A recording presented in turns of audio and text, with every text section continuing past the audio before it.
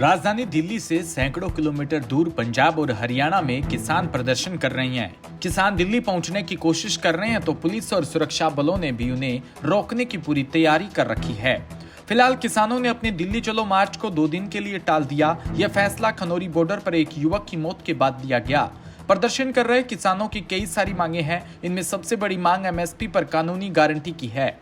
MSP यानी कि न्यूनतम समर्थन मूल्य किसी फसल की कम से कम कीमत होती है और सरकार एमएसपी पर किसानों से फसल खरीदती है। किसान संगठनों का दावा है कि सरकार उनमें एमएसपी की गारंटी पर कानून लाने का वादा किया था, लेकिन अब तक ऐसा नहीं हुआ। मौजूदा प्रदर्शन संगठनों के 2 संगठन संयुक्त किसान मोर्चा और किसान मजदूर मोर्चा की अगुवाई में हो रहा है। ये पंजाब और हरियाणा के हैं। इस आंदोलन को राकेश टिकैत के संगठन भारतीय किसान यूनियन का साथ भी मिल सकता है। ये पश्चिमी उत्तर प्रदेश के किसानों का संगठन है। इससे पहले 3 कृषि कानूनों के खिलाफ जो आंदोलन हुआ, इसमें भी मुख्य रूप से पंजाब, हरियाणा और उत्तर प्रदेश के किसानों ने बढ़ चढ़कर हिस्सा लिया था। केंद्र सरकार ने सुप्रीम कोर्ट में हल्फनामा दायर कर दावा किया था कि दक्षिणी भारत के किसान कृषि कानून के साथ है और वो इस आंदोलन में शामिल नहीं है। हालांकि उस वक्त ऐसी कई खबरें आई थी जिसमें सामने आया था कि दक्षिणी भारत के किसान भी 3 कृषि कानूनों के खिलाफ हुए आंदोलन में शामिल हुए थे। कुछ दिन पहले तमिलनाडु के थंजावुर रेलवे स्टेशन पर 100 से ज्यादा किसानों को गिरफ्तार किया था। ये किसान दिल्ली में किसान आंदोलन के खिलाफ पुलिस कार्रवाई से नाराज थे। उन्होंने थंजावुर रेलवे स्टेशन पर ट्रेन रोकने की कोशिश की थी।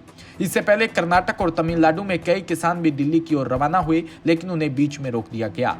संयुक्त किसान मोर्चा ने दावा किया कि कर्नाटक के करीब 100 किसानों को भोपाल स्टेशन में रोक लिया गया। यह किसान 13 फरवरी को दिल्ली चलो मार्च में शामिल होने आ रहे थे।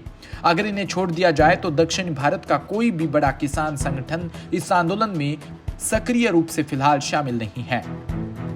एमएसपी की मांग को लेकर दक्षिणी भारत के किसानों के पुरजोर तरीके से आंदोलन में शामिल न होने का एक कारण ये माना जाता है कि गेहूं और धान की सबसे ज्यादा खरीद पंजाब और हरियाणा जैसे उत्तर भारत के राज्यों से होती है।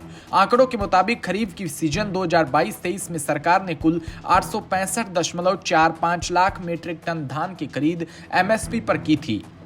सरकार ने इस पर 1.74 लाख करोड़ रुपए खर्च किए थे। सरकार ने सबसे ज्यादा धान पंजाब के किसानों से खरीदा था। पंजाब के 9 लाख से ज्यादा किसानों ने 2022-23 में 182.11 लाख मीट्रिक टन धान खरीदा था। इसके लिए 37,514 करोड़ रुपए दिए थे। वहीं हरियाणा के 2.82 लाख किसानों से 59.36 लाख मीट्रिक टन और यूपी के 9.40 लाख किसानों से 65.50 लाख मीट्रिक टन धान की खरीद की थी। इतना ही नहीं, रबी सीजन 2022-23 में सरकार ने 262 लाख मीट्रिक टन गेहूं की खरीद एमएसपी पर की थी, जिसमें से 70% से ज्यादा खरीद पंजाब, हरियाणा और यूपी के किसान से हुई थी। दूसरी वजह है कि उत्तर और दक्षिण में फसलों का पैटर्न भी अलग है। दक्षिण भारत के राज्यों में गन्ना, धान, कॉफी, सुपारी, दालें, काली मिर्च और इलायची जैसी फसलों की खेती होती है। इसमें धान छोड़ दिया जाए, बाकी ऐसी फसलें हैं जिन पर एमएसपी का कोई फर्क नहीं पड़ता। इतना ही नहीं, दक्षिण और राज्यों के ज्यादातर किसान अपनी फसल सरकारी मंडियों में बेच देते हैं या उन्हें एमएसपी से ज्यादा दाम मिल जाता है। इसके अलावा कॉफी बोर्ड पर राज्य सरकारें भी एमएसपी से ज्यादा कीमत पर किसानों से फसल खरीदती है।